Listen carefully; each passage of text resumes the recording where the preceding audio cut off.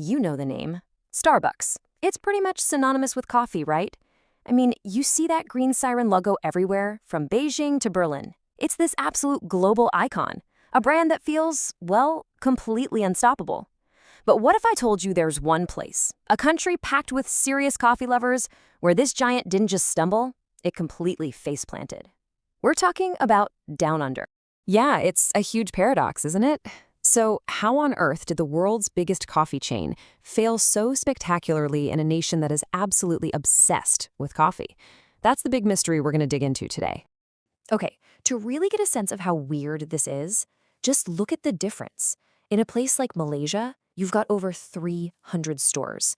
In China, the growth was just explosive. I mean, they were practically opening a new store every few hours. But then you look at Australia, and it was a total disaster. 70% of their stores just gone, closed down. It's just wild. So what went so wrong? All right, let's get into the nitty-gritty. To really understand the scale of this thing, we've got to look at the numbers. And believe me, they tell a story.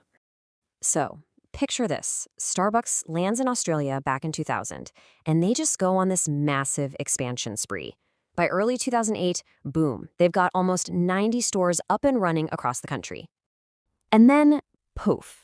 It all just fell apart. In that same year, they shut down a whopping 70 of those stores. Just gone. And this wasn't some sudden decision either. If you were on the inside, you probably saw it coming. By the year before, in 2007, the whole Australian venture had already lost an incredible $105 million. I mean, they were just bleeding money. Okay, so the numbers paint a pretty grim picture, right? But that's the what. The really interesting part is the why. So let's put on our detective hats and unpack the clues behind this massive collapse. Turns out it wasn't just one single thing. It was more like a perfect storm of 4 big mistakes. We're going to go through them one by one. First, a deep-rooted culture they totally missed. Second, a major clash of tastes. Third, a rival they didn't see coming. And finally, a business plan that was just flawed from the start. All right, first up, the culture. See, Starbucks kind of walked in like they were introducing Australia to coffee for the first time. But here's the thing, they were decades late to the party. Australia already had this incredible, rich coffee scene built by Italian and Greek immigrants way back in the day. These guys didn't need a lesson in good coffee. They were already connoisseurs. And that cultural point leads right into the second big problem, the taste. The Australian palate is all about strong espresso-forward drinks. I mean, this is the country that gave us the flat white. Then Starbucks shows up with its very American menu. You know, lots of sweet, sugary, syrup-heavy drinks like the Frappuccino. It was just a complete mismatch from day one. So, reason number 3, they weren't stepping into an empty ring. There was already a local champion, Gloria Jean's Coffees.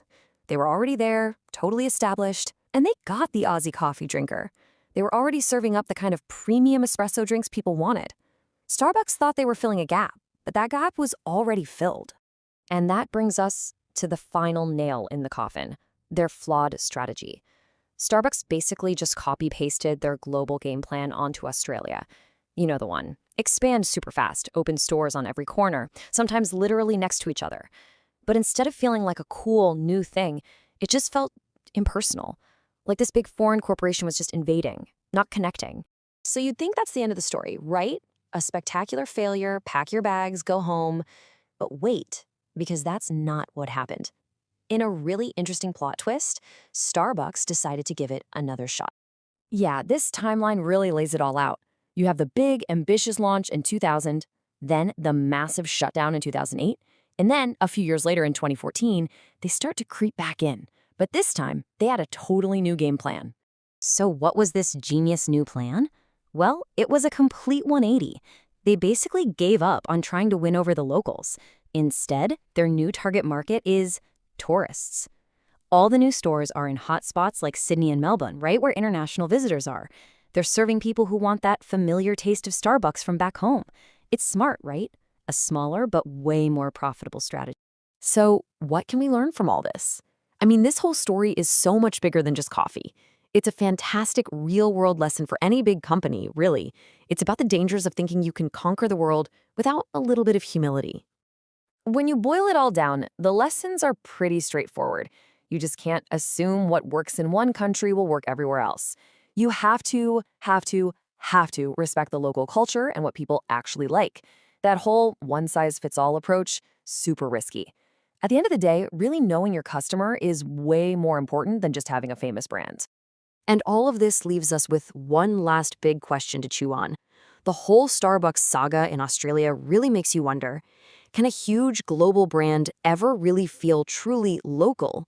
Or is there always going to be a disconnect? It's definitely something to think about the next time you're ordering your coffee.